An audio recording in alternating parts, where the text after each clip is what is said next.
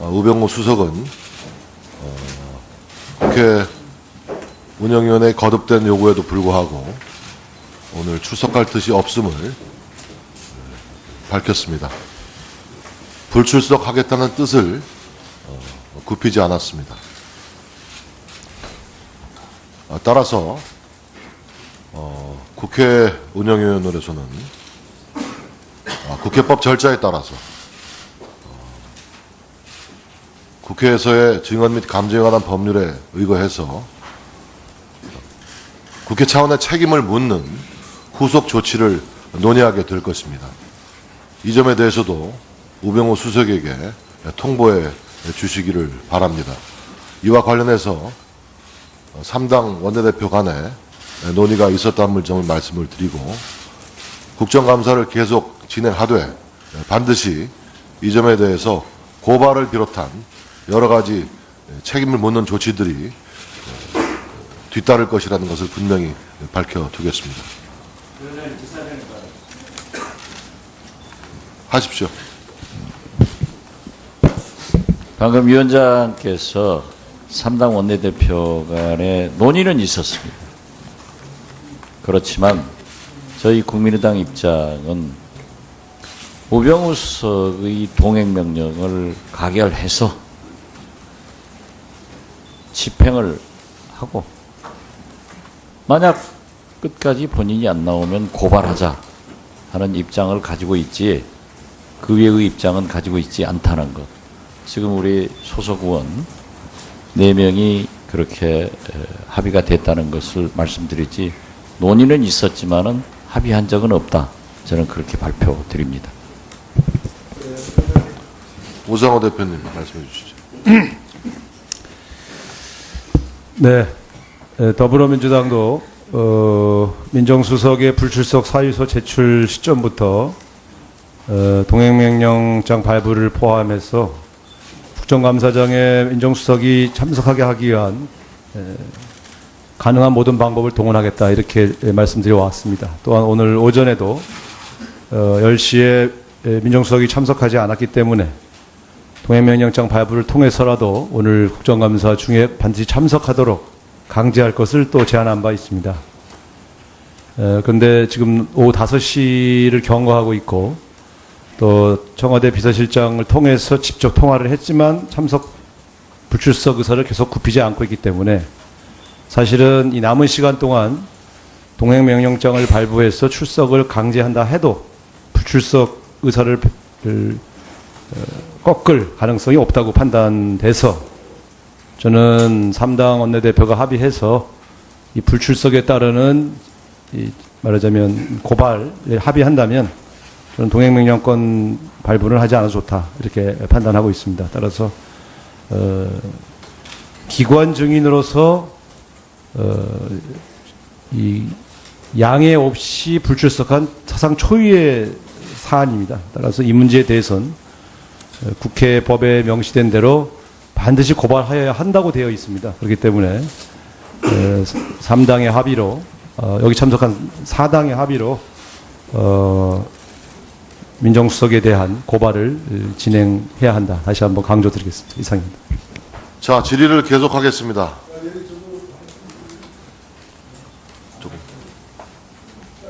그만합시다. 짧게 해주세요. 짧게. 예, 고맙습니다.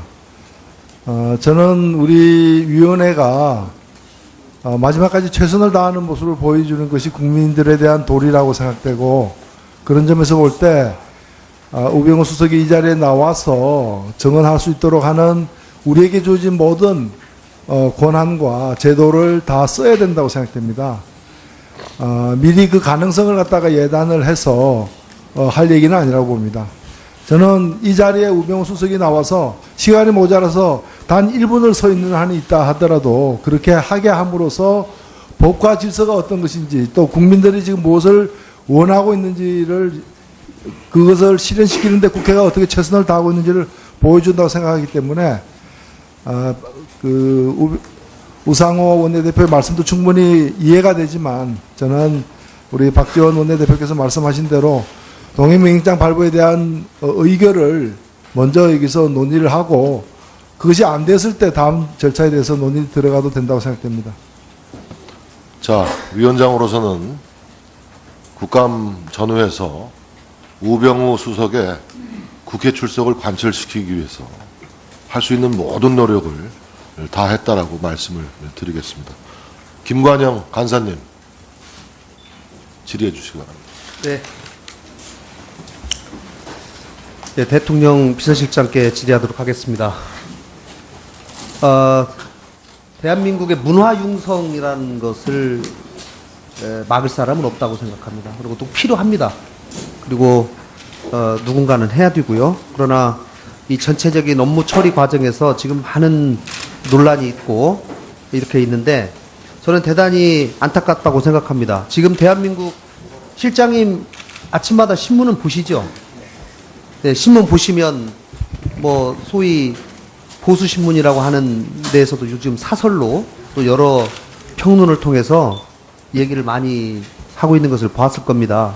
특히 지금 대한민국 언론들이 전부 이 최순실 씨 전횡 또 호가호위 이 비리에 대해서 집중적으로 기자들이 다 투입이 돼가지고 취재를 하고 있습니다. 그야말로 특종 경쟁을 하고 있습니다.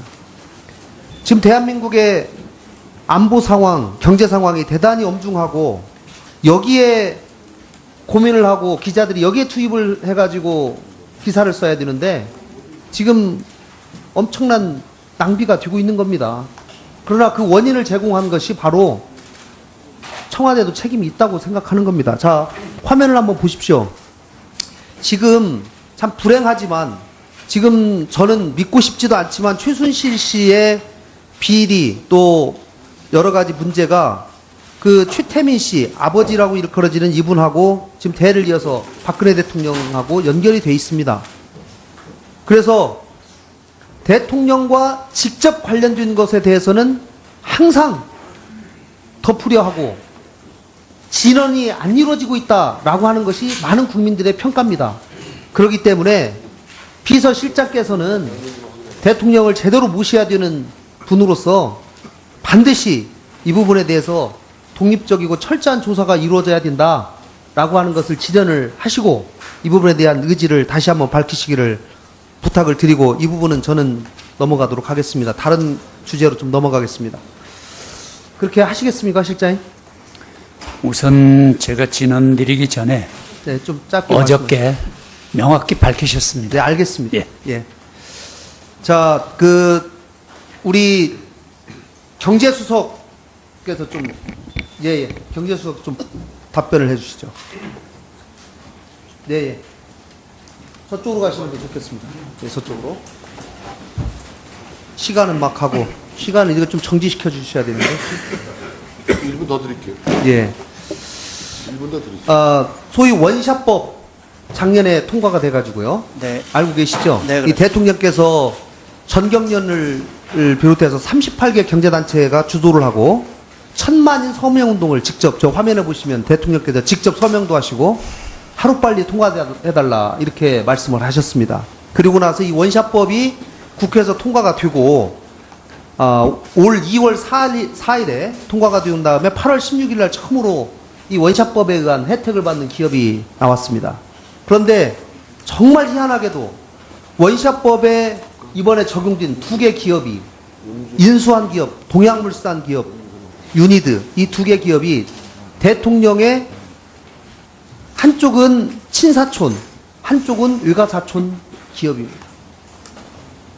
이게 우비 일학입니까? 이게 알고 계셨습니까, 경제수석은? 나중에 보도를 보고 알았습니다. 보고를 그렇습니까? 자, 그러면 저는 원샷법에 의해서 이 취지도 저도 동의를 하고 원샷법에 의해서 사업 구조조정이 필요하다는 거 다 인정합니다. 그런데 희한하게도 원샷법이 지나치게 일사천리로 진행이 됐다. 그리고 산자부에서 심사한 심사보고서를 제가 구해달라고 자료를 제출해달라고 하니까 자료를 제출을 안 해가지고 결국 열람을 했습니다. 제가 열람을 하면서 본 것은 뭐냐? 예를 들면 이러이런 사유는 승인이 안 되는 불가 사유가 있어요. 불가 사유에 대해서 공정거래위원회가 제대로 확인을 하고 심사를 해야 되는데 공정거래위원회가 확인을 안 하고 산자부에서 다 이상 없습니다. 이상 없습니다. 이렇게 다 써가지고 그 서류가 돼 있어요. 그리고 불과 3주 만에 이 모든 승인이 다 이루어졌습니다.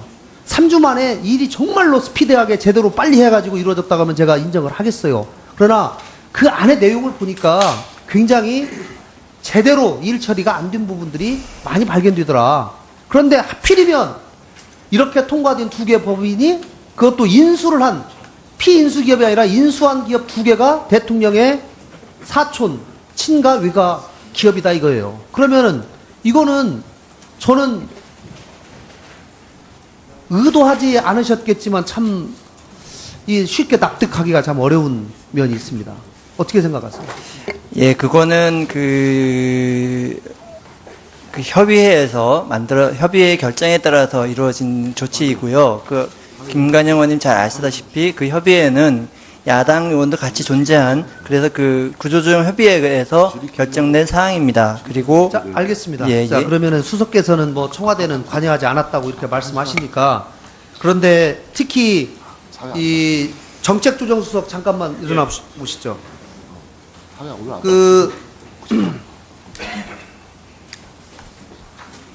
김희용 대표라고 아세요? 동양물산 기업의 예, 회장. 모릅니다. 모르십니까? 예, 모릅니다. 정말 몰라요? 정말 모릅니다. 동양물산 기업의 김희용 대표가 대통령의 해외 순방 경제 사절단에 포함되어서 2013년 이후 5차례, 안종범 수석의 청와대 임기 시에만 3차례를 해외 순방 같이 동행했는데 모르세요?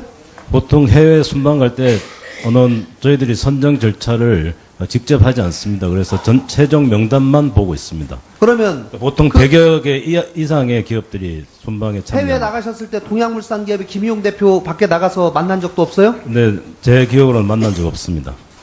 그리고 실제로 그 기업들 만날 수 있는 그분의 시간이 없습니다. 예. 이 동양물산 기업의 오너인 김희용 대표가 대통령의 사촌 언니의 남편입니다. 자, 그것만 제가 말씀드리겠습니다. 자, 그리고 경제수석에 다시 한번 제가 지난번 현안 보고에서도 말씀을 드렸습니다만은 1분만 더 주십시오. 아까 약속해 주셨으니까 대기업 집단 5조에서 10조로 공정거래법 시행령 최근에 바꿨죠. 예, 그렇습니다.